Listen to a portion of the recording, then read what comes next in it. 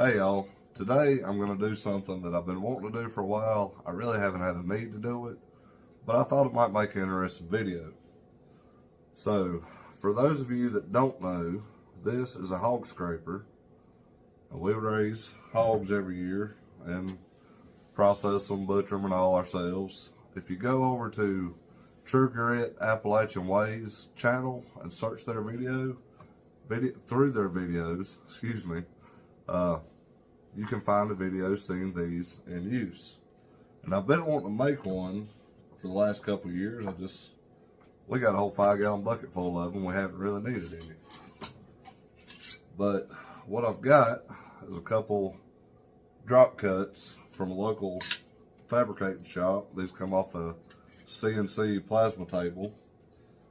So I'm gonna trim these down. I don't know if you can see where I've got them marked with a Sharpie. I'm gonna trim them down, forge them into the bell shape.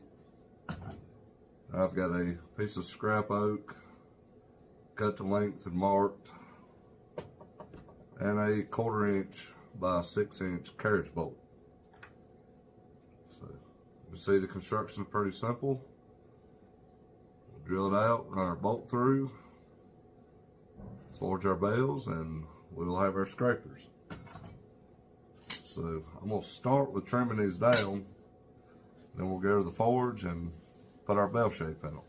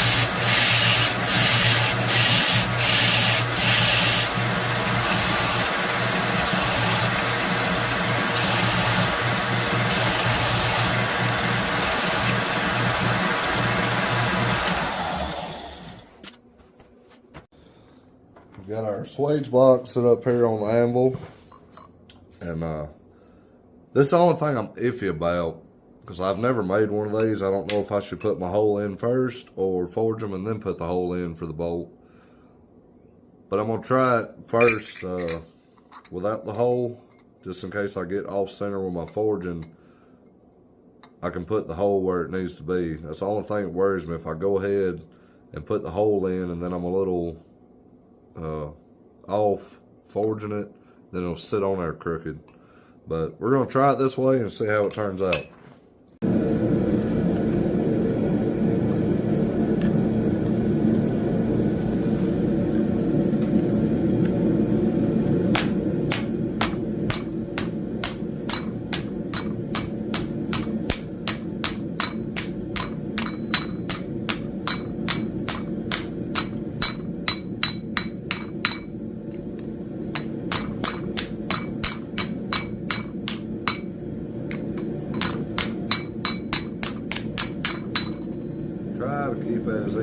can all the way around.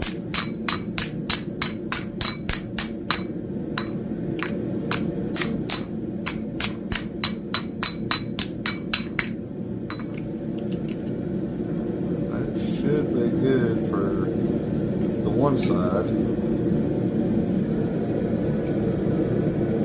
Get our other one heated up, and may have to do something different because it's a good bit bigger than my swage block. So this side I'm going to use this bearing race to start my dish.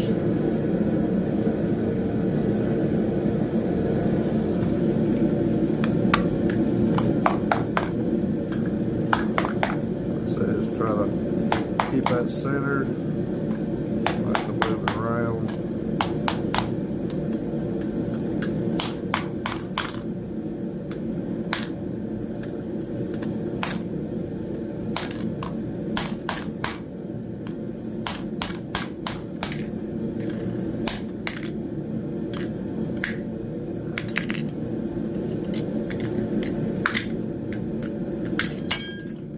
And sometimes you have that happen. Now that I've got my dish started, I'm going to swap back to my swage block. Just work this around.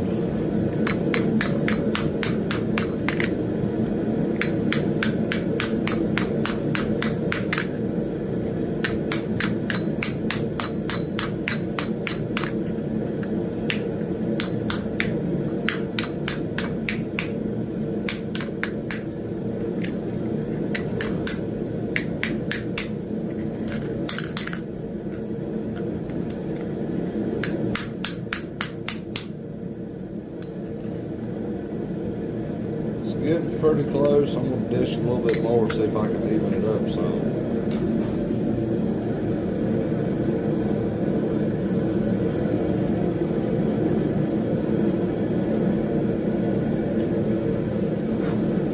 It's a pretty thin material. It doesn't take very long to heat up.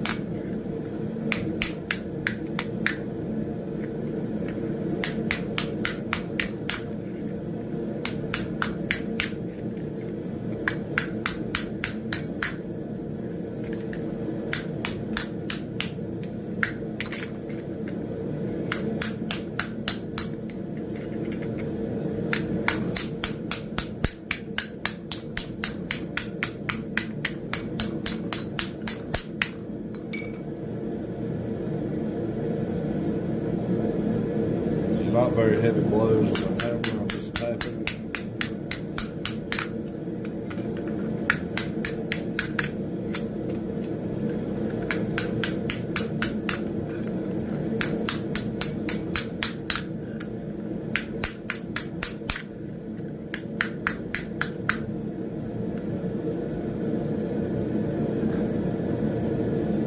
I think it's just about what I need right there. So now we're going to drill out our handle and see how accurate I was with my marking here.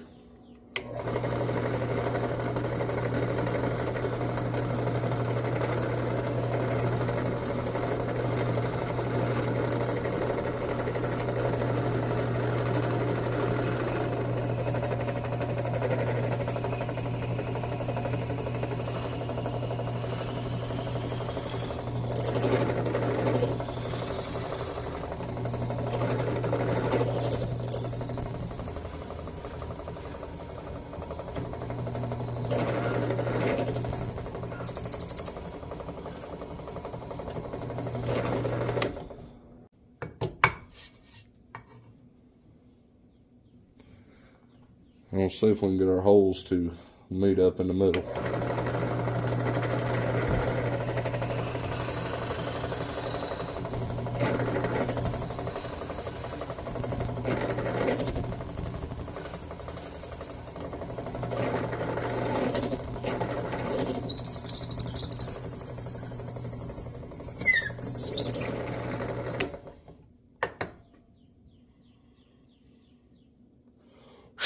For this part, I'm going to shape my handle. I'm an untrained amateur, and I highly recommend that you do not do this at home. But ideally, I would have a lathe. I don't have one, so I'm going to make do with what I've got. I've got this in my drill and my belt grinder here, and we're going to shape this handle up.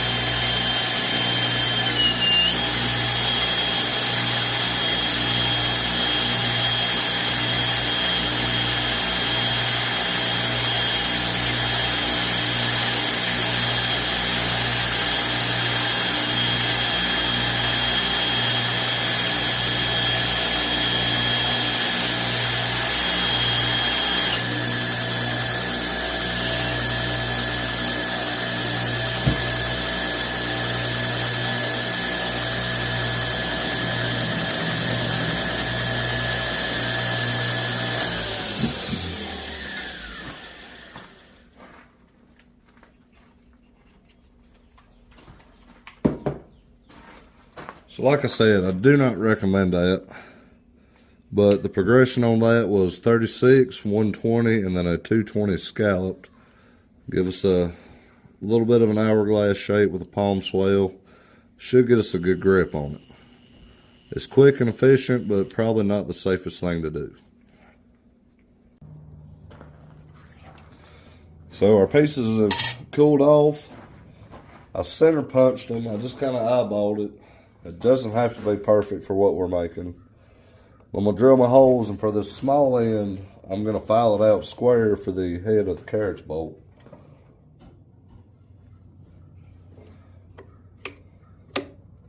Helps if we've got power. Put that plug back in.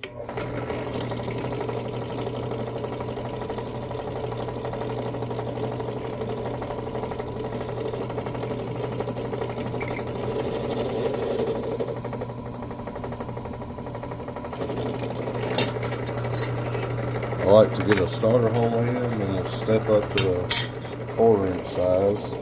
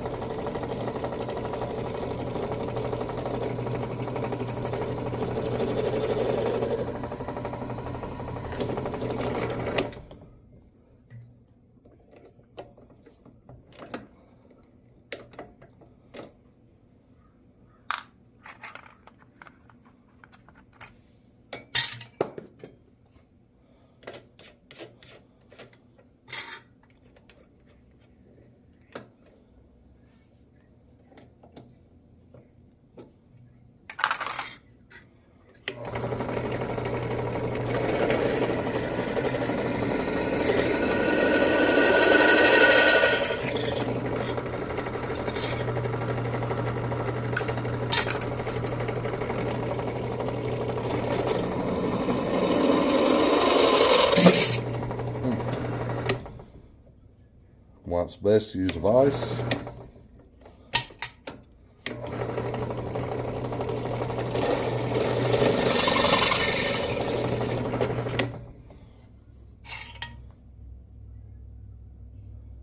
little off on that side. I think it'll be okay though. So now we've got our holes in. I'm going to file this one out square for the head of the carriage bolt. Then we'll clean them up, put us an edge on them, and assemble it, and it'll be ready to use.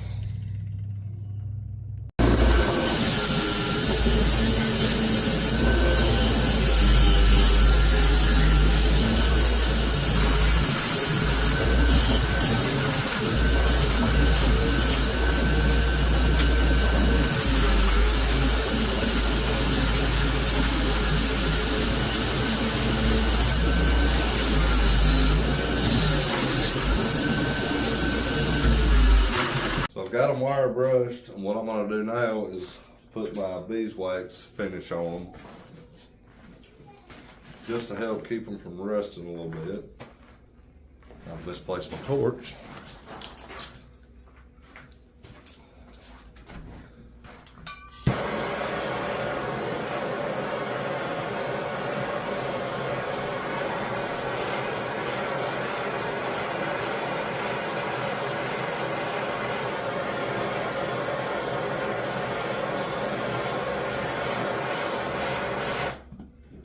Get it just hot enough that the wax will melt on good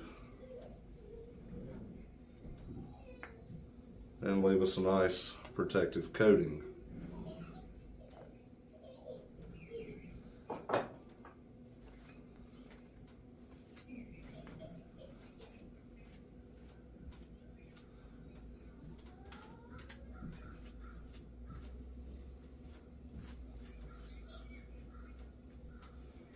That one cool. I think while I'm at it, I'm going to put just a little bit of a burn on this handle.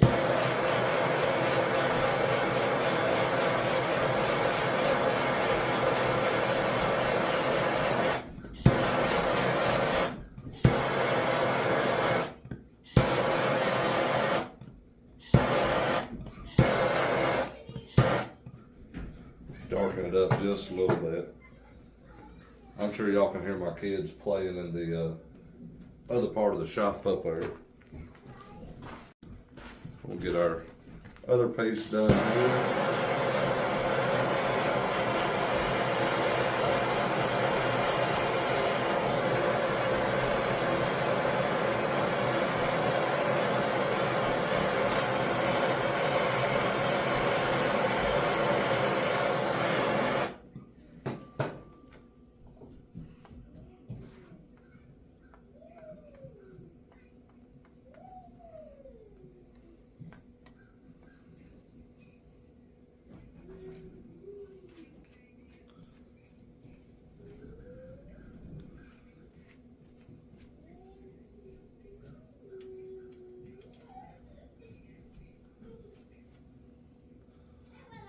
let those cool off. I'm gonna put a little bit of tung oil on the handle.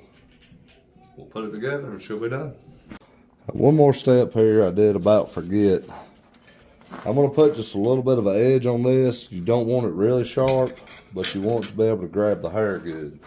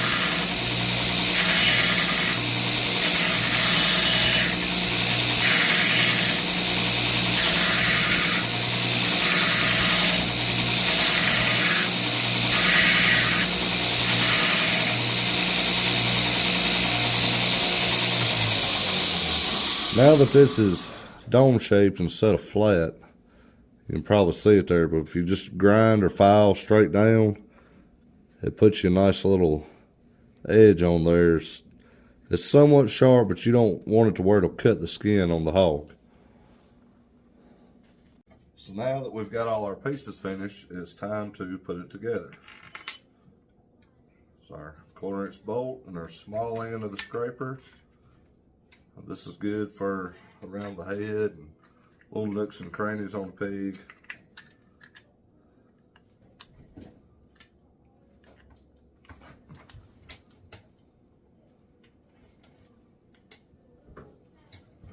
Find a hammer here in a minute.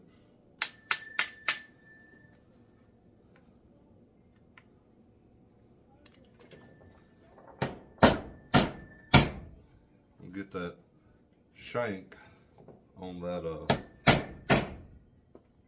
carriage bolt seated in the wood good there. Put our other side on.